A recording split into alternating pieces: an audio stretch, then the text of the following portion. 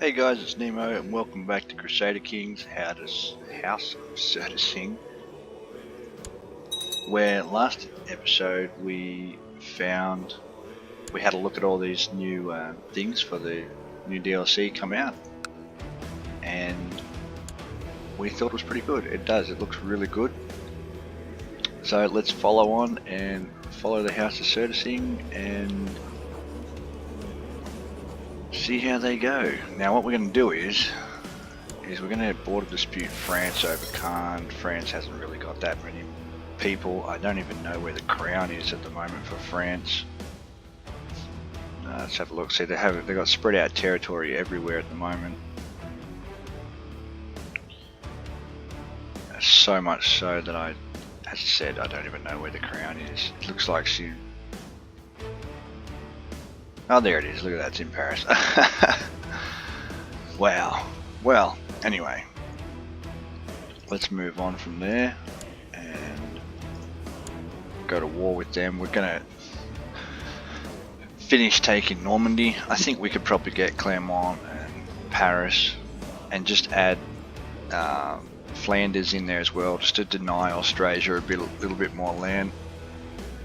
Seeing as though now the Holy Roman Empire pretty much has Spain wrapped up, we want to make sure that we can limit our enemy's power, because everyone's an enemy in Crusader Kings. Even your allies are enemies. Okay, so let's go for a...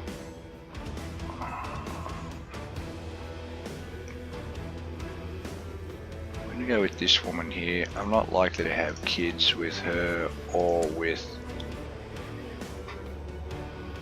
my king, because they're both pushing the higher ends of 40. But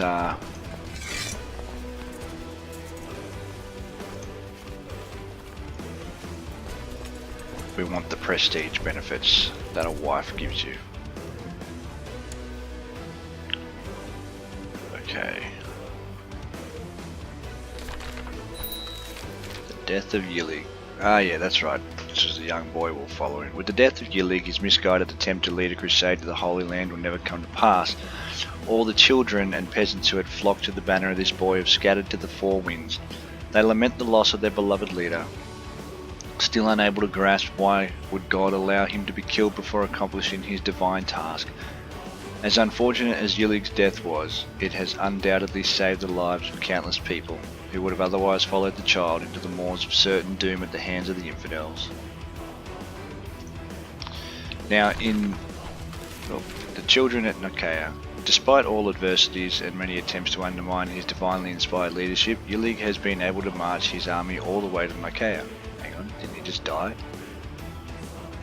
With the Holy Land finally within reach, the Crusaders' resolve has been strengthened. Their leader is certain that the infidels will not dare to raise their arms against them once they realize their holy mandate, and instead will open the doors of Jerusalem at their very arrival. Okay. Now, I got a handful of playthroughs that I'm doing just to test out a lot of these new I guess nuances and stuff for each different nation, I've only got a handful going. I've got this one going that I put on YouTube. I've got the Rurikids going, so they're the Norse Lords of Novgorod. And then I've got one as the Prince of Antioch. So just to test out different things, different nations, what they benefit from in this new patch. And it's not bad. There's some good stuff in there. And on one of them, actually, I was playing one playthrough as the House of Capet, and I was the Kings of France.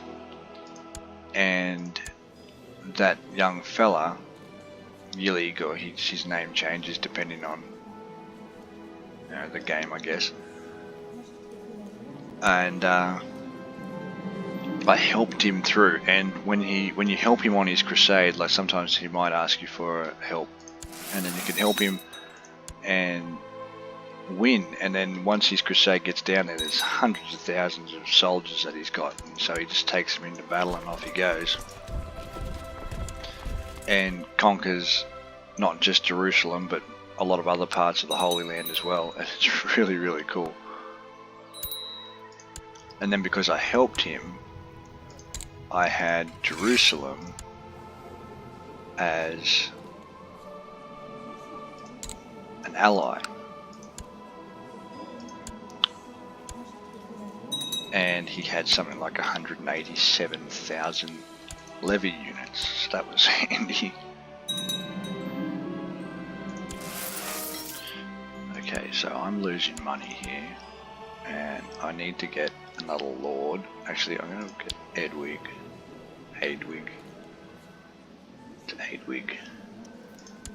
See if he can marry someone. Princess of the Holy Roman Empire. That's always handy. Okay, we'll organise that, and then he can have the Isle of Wight. Because the more domain territory that you have. Oh no, he didn't want to marry the princess. Okay. You don't want to marry the princess of the Holy Roman Empire, buddy? That's fine. 1, 2, 3, 4, 5, 6, 7, 8. So you've still got 8, but I'm not giving up any of this territory in here. We'll just have to try to increase our centralization. Means we can have less vassals, but that won't be too bad, because then we can... If the less vassals that you have, the less likely that you're going to overextend your kingdom / empire and get yourself wrecked.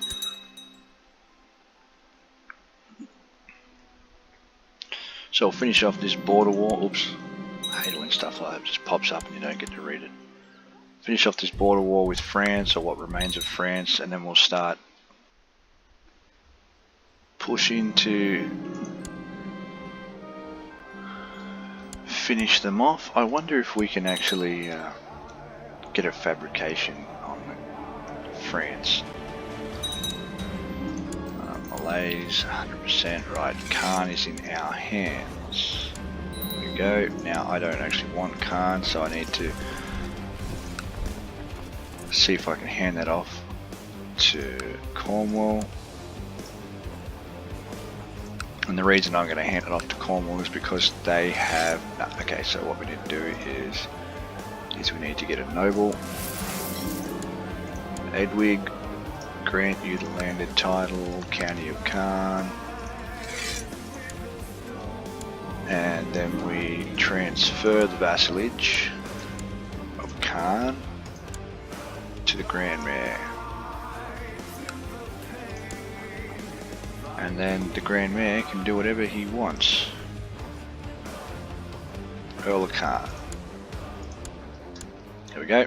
Okay, so Khan is now totally in the hands of Cornwall.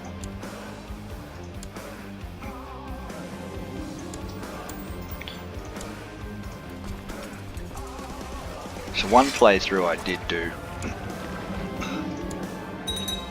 the family I was, they were just sick all the time, and everyone just wanted to die of an illness, and it was just making me wild, hey. Anyway, let's use some of our money to build some more hospitals, because we've got camp fever, so that's typhus, typhoid fever, whatever you want to call it. Yep, all these pop-ups, because we're playing on super fast mode, so you get pop-ups really quick. That's why I pause the game a lot. Now I just hold my hand over the space bar, and then you've got a bit more, even though it's moving really quickly, you've got a bit more control that way. But we just want to move it forward a little bit.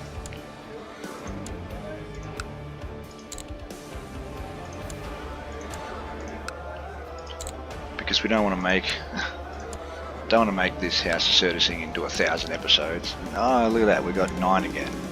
Why have we got 9 again? Yeah, let's burn the Apostate. Get ourselves a new Spy Master. What do we got? Okay, we got a barony here.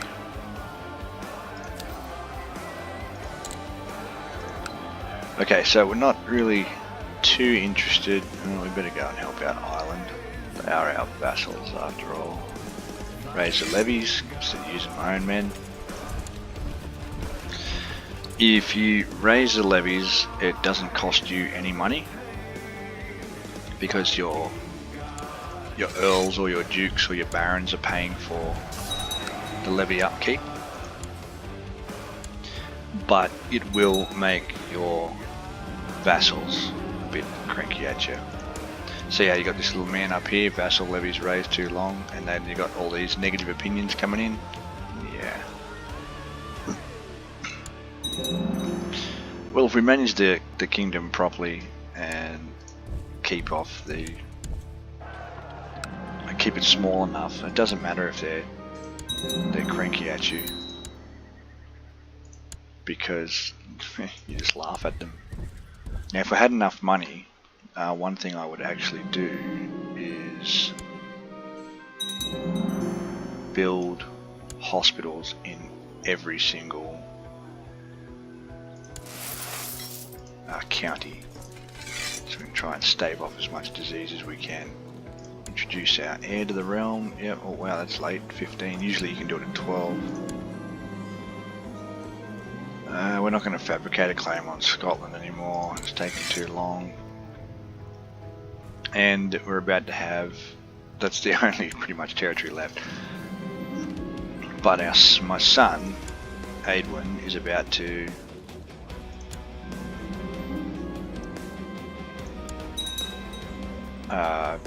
oh, hang on, she lost the crown. Oh, that's just great. Great. But she does have a strong claim, so we could probably attack him and push the claim. He's only got 1,000 men. There's no way he can stand against England. Okay, another wife dead. So let's look for... Oh, I can't marry because I'm sick. Alright.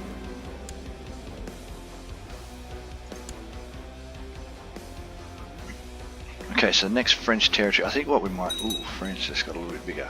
I think what we might do is actually take Flanders off France, and that's their wealth gone. And I might split the Flemish territories up between the Prince Archbishop and the Doge. Not the Doge, the Grand Man. Let's see if we can get another wife. Because nope, we can't. For some reason we're still sick. No, we're not. I'm not sick. We should be able to marry. Okay.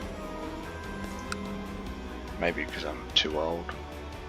Okay, Aedwin is ready. That's good. I might actually give him one of my counties.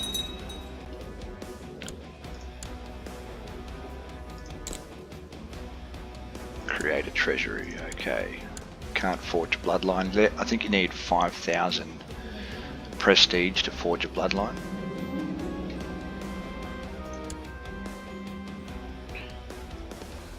So we can't go to war at the moment with France. I don't think I'm going to go to war with the Teutons. I don't think that would be very helpful. Okay, so the young girl who was the Queen of France has been usurped. And now Germans fight over France. Okay. Barony of Buckingham again, because the barons of Buckingham don't want to live.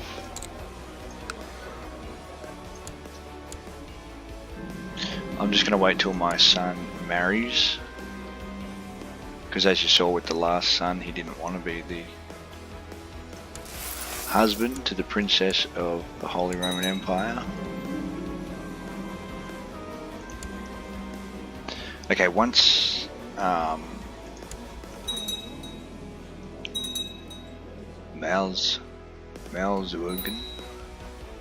Malhir. Once Malhir dies, we will lose the overlordship of the Irish. So we're going to have to go back to war with Ireland.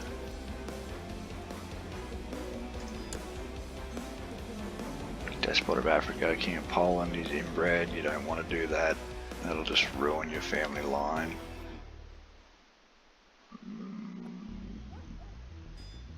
You know what? I think that Duke of Lale, House Wealth, one of my favourite houses in history. Can marry them. I thought about actually doing that, a House Wealth gameplay. One of my favourite characters in medieval history is actually Henry the Lion, who was the Lord of Saxony and Bavaria, to Sweden. Okay, I guess we can go to Sweden. But maybe we'll do a series on Henry the Lion, and then I can go more detail into the House of Wealth, or as they're known as, I think at the moment they're known as the House of Hanover. Go into further detail later on. Anyway, let's have a look.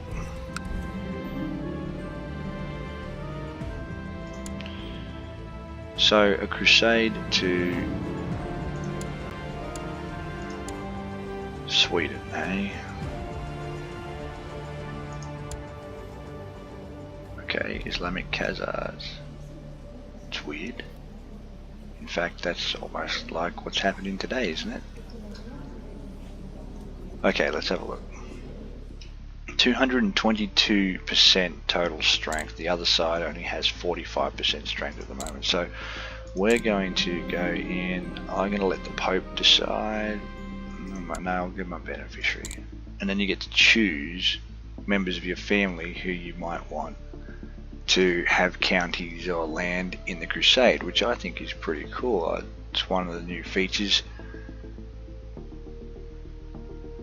in there. Commander of Farnham. Right, let's have a look. No, you're 69. Okay, you're 69. You've got no family. But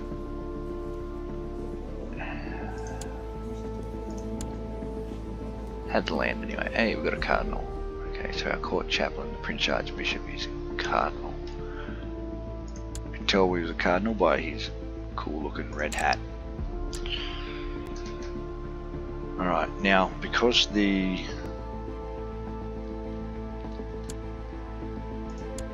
Queen was usurped, does that mean I can go to war here? Can't at the moment because I've got levies raised. Right, let's finish this war here, and then we'll see if we can go to war against France again. So the only thing we don't want to do is expand too big, because if you go too big, too fast, then you're going to lose the power of your lords, and you don't want that. That's why I've got earls mainly, except for whoever created the duchy up in the north here, and Essex, who we offered vassalization to.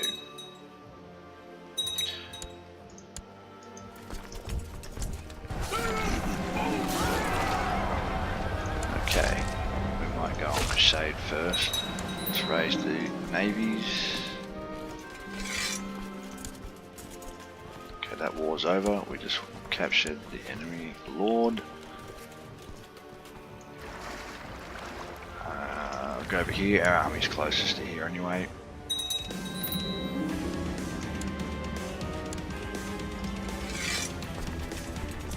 And send our men. Oh, that's the claim on Ireland. I thought that was the Crusader already. I was like, wow, that was a quick crusade. Alright. Do some military organisation so we can get more levies. Not more levies, more retainers. Because retainers are your professional soldiers. They're the ones you want to have a lot of. And let's head to Sweden. We can land up here. There's a whole heap of territory up here that's been taken. How much territory?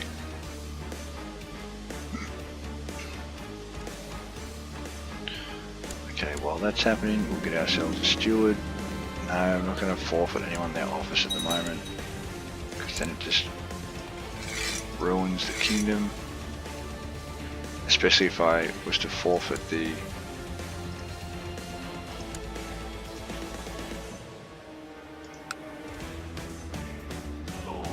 probably better actually to have Edwin, because he's got better skills overall than... Okay.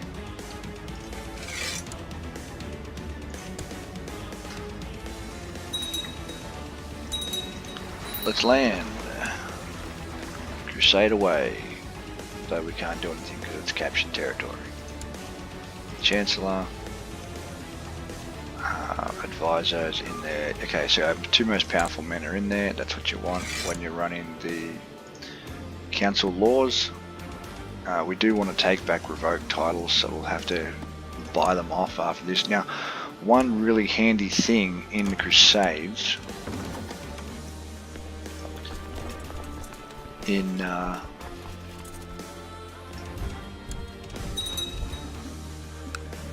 the new, I don't know if it's just the patch or whether it's the DLC, Holy Fury. It's probably likely the DLC, because that's what brings all the really good Crusade stuff. Is that at the end of the Crusade, the money pot gets spread out evenly amongst all the participants of the Crusade. So if we have a look at the Crusade batch here, see this money pot here, the war chest? So 38,000 gold will be distributed amongst all the participants of the Crusade. And then same with the piety, and then same with the prestige and that, and all the artifacts. So what you do is that the more you participate, the more you get, as you can see there, which is really good, because then that means that the more you have a go at the Crusade, the more likely you're going to be to... He's trying to get leverage on me. Oh, I'm not marrying matrimony, no way. The richer you get, so Crusades are really good for making money. So let's get down here and liberate Sweden.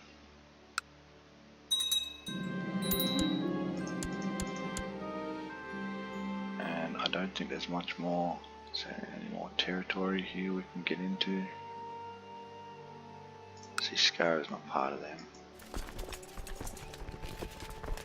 Okay, doesn't look like it, does it? Go to Golan. Oh, defeat at Westminster. Okay, we need to go home because we've got rebels. See, so the Catholic Crusades won. We got money out of the Crusade. That's really cool. Okay, the Lord of Golan. See, and then our beneficiary. There's no way he's going to live long enough. And then, but it looks like Edwin is going to get Gotland if he dies, which means that Gotland is going to become part of England. Okay, no, England's my home. Let's head back. We've lost nearly 4,000 men, more to attrition than to war. Jump in the ships and let's go and protect England. Okay, this isn't cool. Oh, we better head up north and help out the Irish as well, didn't we? Okay. Who the heck do these peasants think they are? We'll put him on there just because he's looking to agitate.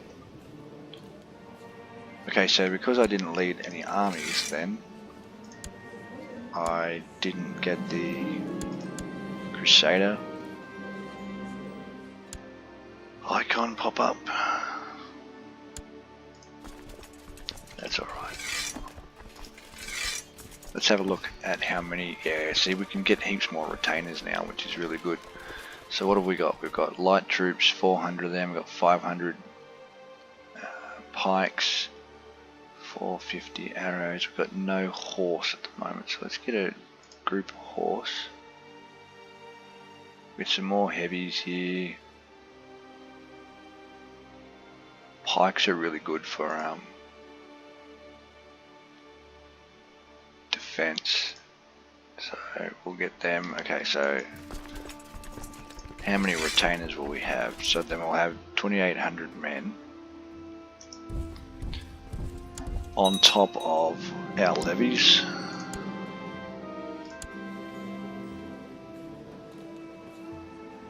Which is handy. So there's, yeah, nice.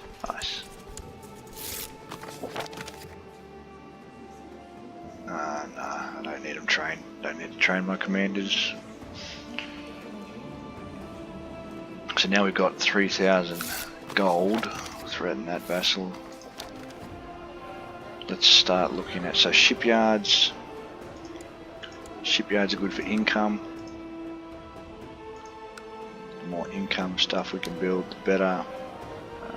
Training grounds. You want training grounds so you can get more retainers.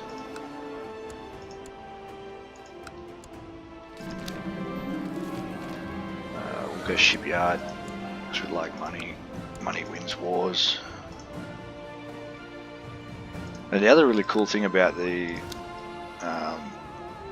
DLC is that there is, or the patch, as I said, I'm not sure what the effects are of each because I got the DLC at the same time the patch came out,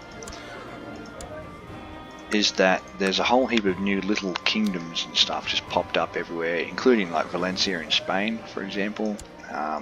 Carinthia is now a kingdom, so instead of just being an area in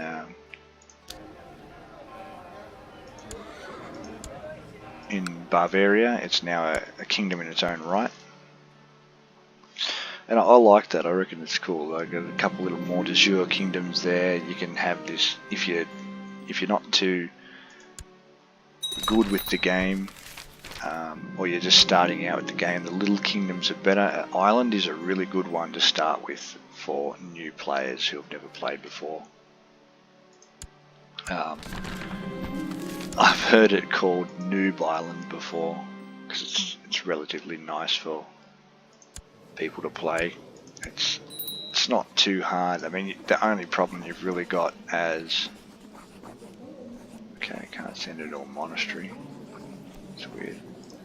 The only real problem you have as Ireland is England being so close. But if you start in an early start, if you've got the Charlemagne DLC or the Old Gods DLC, you get the earlier starts. And then they're not united at that time, so it's the 1066 start where they're united. Makes it a little bit harder. Anyway, let's get into Dutch. She's Dutch. Okay, well, marry. Let's have a look how much money we can make on prisoners. Probably none. Oh, you can make a little bit. So ransom them off, 50 gold. 50 gold's better than no gold.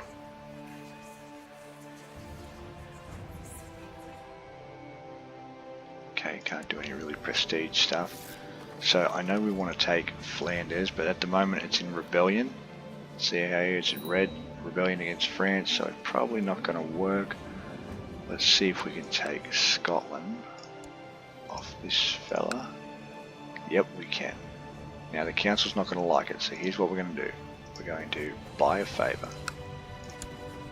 Buy a favour. Buy a favour.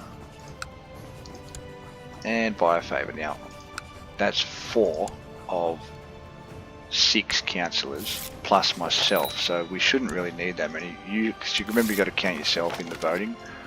So if you've got 6 councillors, you only really need to get 3 of them because you've got yourself as well. So we're going to call in council support. Call in council support. And we'll see what laws we can change as well. We might be able to change some laws. Okay, so those guys are all supporting me.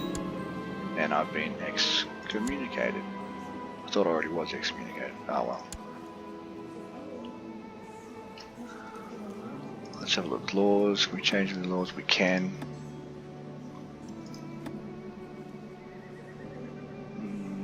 Let's go to Hive centralization first.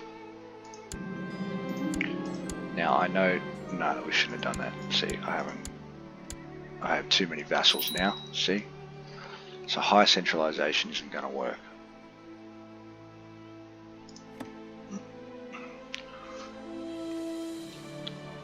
It will, we'll make it work, and I'll show you how we'll make it work. Okay, so now we can go to war here, declare war. And the only bad thing is that Edwin, keep saying it wrong, it's Aid. The EA is an A sound. The AE is an S sound. He will go up there without land here, but because he's going to become the king here, it should be okay. I'm not expecting to live too much longer. If I do, I'll be surprised. Anyway, let's raise our levies and get into it. Let's go and claim Scotland. Not for ourselves. For a Dutch queen, which just sounds weird.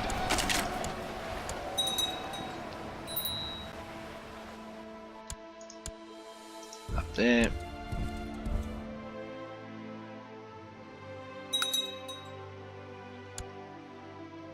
Okay. Oh, I just lost a whole lot of blokes. Look at that. The attrition rate up here is enormous.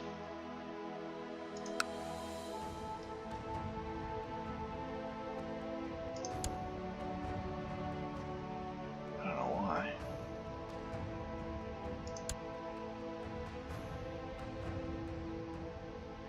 Okay. Wow. The Battle of Lothian. I accept any injury if it protects England. The stormy weather is getting me turning to the sky. I take a deep breath. The pompous soldiers of King Frederick have been sending their best to me. My limbs are becoming weak. Oops, heavier with each step I take. Okay.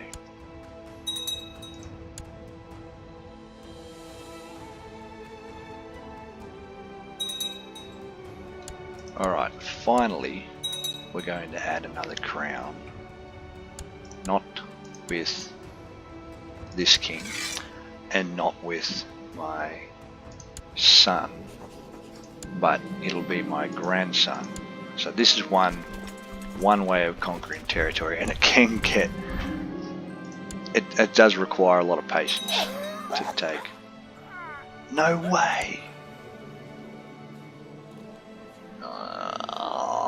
That'll be right. That would be right.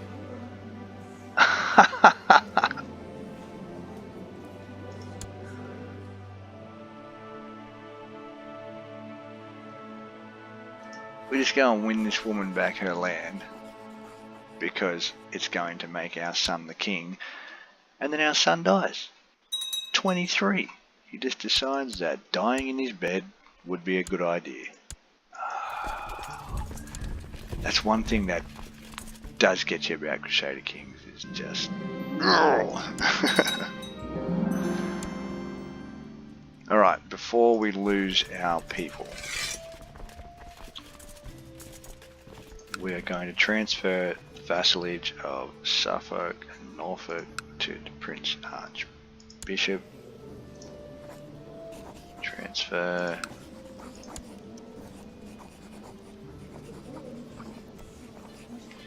Where are you guys?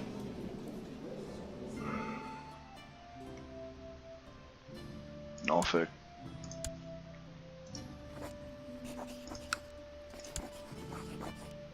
And Suffolk. Okay, who else wants to become part of the Prince Archbishopry? We need one more, don't we? Okay, and I think that what we'll do is actually this Sheila up here.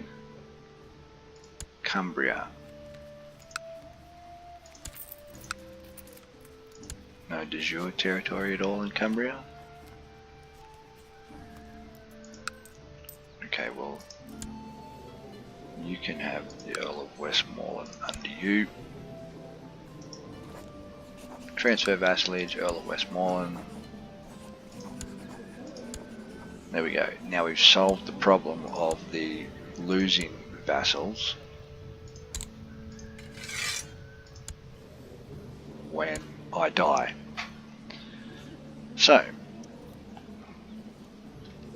we did have a relatively successful couple of campaigns. We went on crusade, we managed to take back Scotland, though we lost Scotland in the same hand because our son decided to die, and we've got all of Normandy now. Okay, so let's hope that in the next episode, because I'm probably going to die in the next episode, if I don't, it'll be hilarious. We'll finish Normandy off, and then it'll either be Scotland or Ireland, but I think Ireland has all that territory. Hey, the House of Carling, that's pretty cool. I like that. There, guys. Thanks for joining me, and I'll catch you next time.